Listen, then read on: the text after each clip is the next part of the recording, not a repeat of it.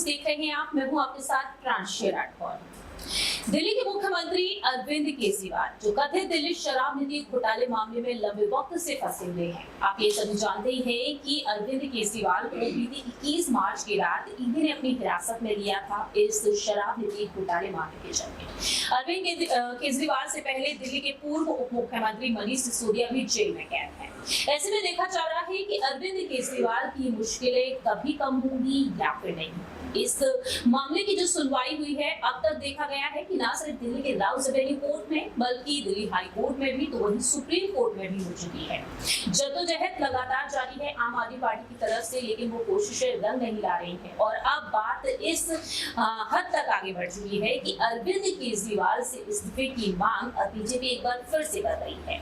क्या अरविंद केजरीवाल जो इस वक्त जेल में कैद हैं, जो पहले ईडी की हिरासत में थे लेकिन बाद में सीबीआई की हिरासत में चले गए, और ऐसे में अब ये कहा जा रहा है कि अरविंद केजरीवाल को अब इस्तीफा दे ही देना चाहिए। हमारे साथ इस वक्त मौजूद हैं हमारे सहयोगी दौलत, जिनसे हम चर्चा करेंगे कि क्या वाकई में दिल्ली के मुख्यमंत्री अरविंद केजरीवाल का वो समय अब नजदीक दिखाई दे रहा है कि उन्हें इस पद से इस्तीफा दे ही देना चाहिए। दौलत, जिस तरह से आप देख रहे हैं दिल्ली की सियासत को, लोकसभा चुनाव हो चुके हैं। लोकसभा चुनाव में सातों की सातों सीटों पर जीत का दावा कर रहे थे अरविंद केजरीवाल, लेकिन वो होता हुआ दिखाई नहीं दिया और अब विधानसभा चुनाव भी काफी नजदीक है। तो ऐसे में अरविंद केजरीवाल की जिस कदर मुश्किलें बढ़ रही हैं, क्या मान लिया जाए जो बीजेपी पर आरोप लगे थे, जो एलिगेशन लगे थे कि बीजेपी आम आदमी पार्टी को पूरी तरीके से खत्म करना चाहती है, सुबड़ा साफ करना चाहती है, क्या अरविंद केजरीवाल का वो वक्त नजदीक दिखाई दे रहा है? बीजेपी जिस तरीके से मांग रही है, आपको याद दिला दे कि दिल्ली में बीजेपी के जो प्रदेश अध्यक्ष है वीरेंद्र सचदेवा, उन्होंने साफ तौर पर कह दिया है कि अरविंद केजरीवाल को इस्तीफा दे देना चाहिए और ये बातें पहले भी कही गई थी। लेकिन अरविंद केजरीवाल कहते हैं कि मैं इस्तीफा तो नहीं दूंगा, चाहे मुझे जेल से ही सरकार क्यों ही ना चलानी पड़े। तो क्या अरविंद केजरीवाल अभी अपनी जिद पर अड़े रहेंगे या मजबूरी में इस्तीफा देने की नौबत आ सकती है? देखिए, अभी भी वो अपनी जिद पर यहाँ पर अड़े हुए हैं। बात इस्तीफे की लगातार हो रही है कि सरकार कैसे चलेगी, लेकिन उस वहीं बैठ के अपने मंत्रालय जा रहे हैं। लेकिन जो रूल हैं जेल के, उस हिसाब से यहाँ पर लगातार आप बैठक नहीं कर सकते, लगातार अपने मंत्रालय के लोगों से मीटिंग नहीं कर सकते। मात्र दिन में कुछ 4 या 5 लोगों से आप मिल सकते हैं और मुख्यमंत्री का काम कितना ज़्यादा होता है, कितनी मीटिंग्स उनकी होती हैं, कितने लोगों को उनको ऑर्डर देना होता है। तो ये देखा जाए तो मुश्किल है जेल से चलाना। लेकिन अरविंद केजरीवाल कह रहे हैं कि मैं सरकार जेल से चला लूँगा, इस्तीफा तो मैं नहीं देने वाला। ये लगातार उनका स्टैंड यहाँ पर बना हुआ है, जो कहीं ना कहीं बड़ा नुकसान उनको और उनकी पार्टी को यहाँ पर दे सकता है। क्योंकि जब लोकसभा चुनाव के लिए वो बाहर आए थे तो उन्होंने खूब यहाँ पर इमोशनल कार्ड खेला। वो लगातार यही बात करते रहे कि अगर आपने बीजेपी को वोट दिया तो फिर दोबारा मैं जेल में जाऊंगा। और हुआ भी ऐसे ही, दिल्ली की जनता ने सातों की सातों सीटें फिर दोबारा यहाँ पर पीएम मोदी के चेहरे पर भरोसा करते हुए कहा जाए तो बीजेपी को यहाँ पर सौंप दी, बीजेपी को दे दी और फिर वही हश्र जो है आम आदमी पार्टी का हुआ। तो हम देख सकते हैं कि आम आदमी पार्टी इस चीज़ को बुरा नहीं पाई, तो कहीं ना कहीं अब किसी नए कंधे पर ये जिम्मेदारी देनी चाहिए, दिल्ली की जिम्मेदारी यहाँ पर देनी चाहिए और अरविंद केजरीवाल को अपने इस पूरे कोर्ट केस पर और शराब घोटाले के पूरे इस मामले पर उनको ध्यान देना चाहिए अभी, और यहाँ पर सीएम कुर्सी का लाला छोड़ देना चाहिए। ये कहीं ना कहीं उनके लिए एक अच्छा विकल्प नजर आता है। देखिए, अरविंद केजरीवाल के मामले में जिस तरह से सुनवाई कोर्ट में होती हुई नजर आई है, चाहे बात यहाँ पर दिल्ली के राउज एवेन्यू कोर्ट को लेकर कर ली जाए, हाई कोर्ट को, सुप्रीम कोर्ट को लेकर कर ली जाए, तो राहत तो उन्हें कहीं से भी मिलती हुई नजर नहीं आई है। आपको ये याद दिला देते हैं कि ईडी ने एक चार्जशीट दाखिल की 232 पेजेस की, और इसमें देखा गया कि अरविंद केजरीवाल भी आरोपी के तौर पर यहाँ पर देखा गया है कि शामिल हैं। और ऐसे में कहा गया है कि 37वें नंबर पर अरविंद केजरीवाल है और 38वें नंबर पर यहाँ पर आम आदमी पार्टी को आरोपी बना दिया गया है। ऐसे में ईडी की तरफ से चार्जशीट में तमाम बातें कही गई हैं और चार्जशीट के मुताबिक अरविंद केजरीवाल किंगपिन है और साजिश करता है, ये बातें कही गई हैं। और दूसरी ही तरफ यहाँ पर अगर सुनवाई पर रुख कर लिया जाए तो किस तरह से ईडी ने सुप्रीम कोर्ट में अपनी बात रखी और ईडी की तरफ से जो सॉलिसिटर पेश हुए थे उन्होंने साफ तौर पर कहा था कि उन्हें कल रात केजरीवाल का जवाब मिला। केजरीवाल के वकीलों ने उन्हें रात 11 बजे अपने जवाब की कॉपी सौंपी। हम केजरीवाल के जवाब में रिजाइंडर दाखिल करना चाहते हैं, तो हमें जवाब देने के लिए समय दे दिया जाए। दूसरी ही तरफ यहाँ पर देखा गया कि ईडी ने जो दावा किया उस पर जो वरिष्ठ अधिवक्ता हैं अभिषेक मनु सिंघवी, वह साफ तौर पर कहते हैं कि हमने कल दोपहर 1 बजे जांच अधिकारी को जवाब की कॉपी सौंप दी थी। मामले में बहुत ज्यादा अर्जेंसी है और काउंटर जवाब देने के लिए तैयार हैं और बिना जवाब की बहस करने के लिए भी वह तैयार हो चुके हैं। अभिषेक मनु सिंघवी वो वरिष्ठ अधिवक्ता जिन्होंने शिवसेना का केस भी लड़ा उद्धव ठाकरे की तरफ से। दूसरी ही तरफ राहुल गांधी पर जब मोदी सरनी पहले मानहानि केस के चलते मुश्किलें बढ़ती हुई नजर आई थी, उस वक्त वह राहुल गांधी की तरफ थे। तो ऐसे में देखा जाए सिंघवी क्या वाकई में अरविंद केजरीवाल को इस मामले से पूरी तरीके से छुटकारा दिला पाएंगे या फिर नहीं, ये तो वक्त के साथ साथ पता चलेगा। लेकिन यहाँ पर देखा जाए अरविंद केजरीवाल की मुश्किलें न सिर्फ ईडी की चार्जशीट दाखिल करने से बढ़ रही है, बल्कि मुश्किलें किस कदर तक बढ़ती हुई नजर आई है अन्य नेताओं के चलते। दरअसल ये भी कहा जा रहा है कि साजिश कहीं ना कहीं रची जा रही है। आपको याद दिला देते हैं यहाँ पर मंगूटा रेड्डी के बारे में। मंगूटा रेड्डी को लेकर अरविंद केजरीवाल की पत्नी सुनीता केजरीवाल ने कुछ दिन एक वीडियो भी साझा किया था। उन्होंने क्या कुछ कहा था कि आखिरकार सीबीआई ने अरविंद केजरीवाल की गिरफ्तारी क्यों की है, ये भी सुनिए। नमस्कार।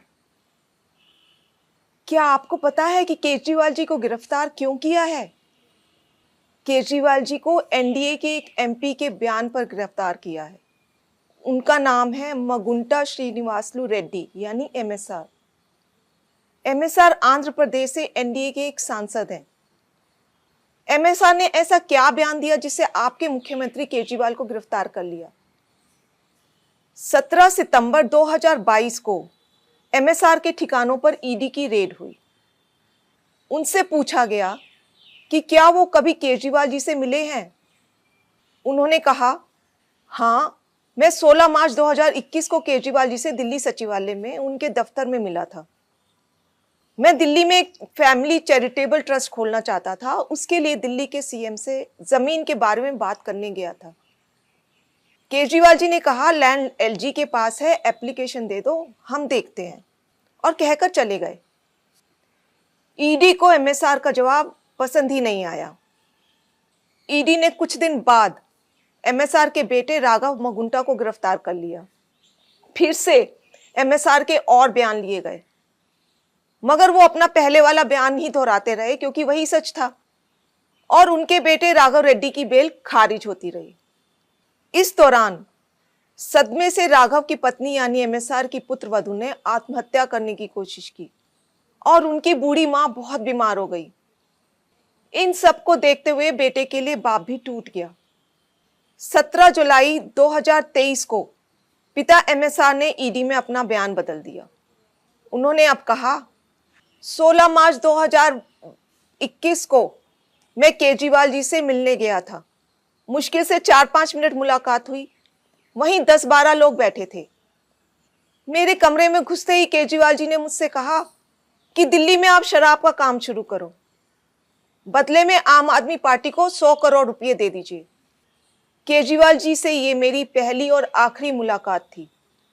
इस बयान के बाद अगले ही दिन एमएसआर के बेटे राघव रेड्डी को ईडी ने बेल दिलवा दी। जाहिर है कि एमएसआर का यह बयान झूठा है। वे खुद कह रहे हैं कि यह उनकी केजरीवाल जी से पहली और आखिरी मुलाकात थी। 10-12 लोग वहां बैठे थे।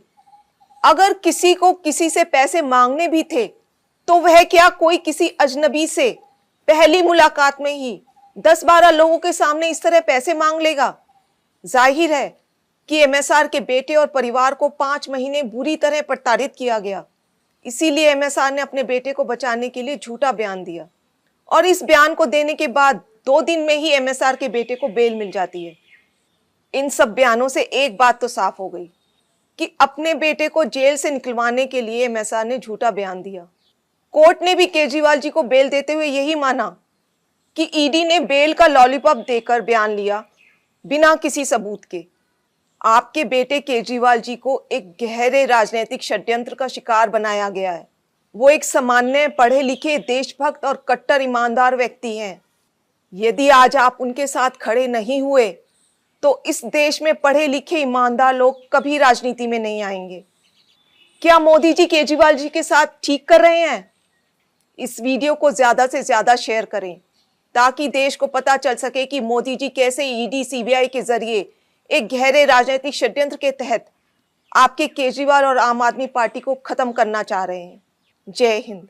अब देखा जाए तो यहाँ पर अरविंद केजरीवाल को किस तरह से आरोपी के तौर पर यहाँ पर आगे किया जा रहा है। क्या दौलत वाकई में मान लिया जाए कि एक साजिश रची गई है और बीजेपी अब जिस तरह से इस्तीफे की मांग कर रही है, क्या यहाँ पर ईडी सीबीआई को लेकर जो कहा जाता था कि बीजेपी के नेतृत्व में ईडी सीबीआई काम कर रही है, क्या पूरी तरीके से साजिश रची जा रही है? और जिस तरह से इस्तीफे की मांग की जा रही है, क्या ये साजिश है खुले तौर पर सामने दिखाई देंगी? देखिए, बीजेपी पर लगातार यहाँ पर आरोप लगे हैं। जब भी कोई विपक्ष के नेता ईडी सीबीआई की चपेट में आए हैं, जेल गए हैं, तो बिल्कुल यहाँ पर कहा गया है कि बीजेपी अब अपनी मशीनरीज का इस्तेमाल कर रही है और वो मशीनरीज उन्होंने ईडी सीबीआई को अपना मोहरा बनाकर जो है वो ये सब चीज़ें करते हुए नजर आ रहे हैं। देखिए कहीं ना कहीं यहाँ पर कई लोगों का कहना है, जो राजनीतिक विशेषज्ञ हैं, कि जब भी कोई सरकार पार्टी में सरकार ताकत में आती है तो बिल्कुल वो इन एजेंसियों का फायदा यहाँ पर उठाती है, कई बार यहाँ पर अपने आप को बचाने के लिए या फिर किसी और दूसरे व्यक्ति को फंसाने के लिए।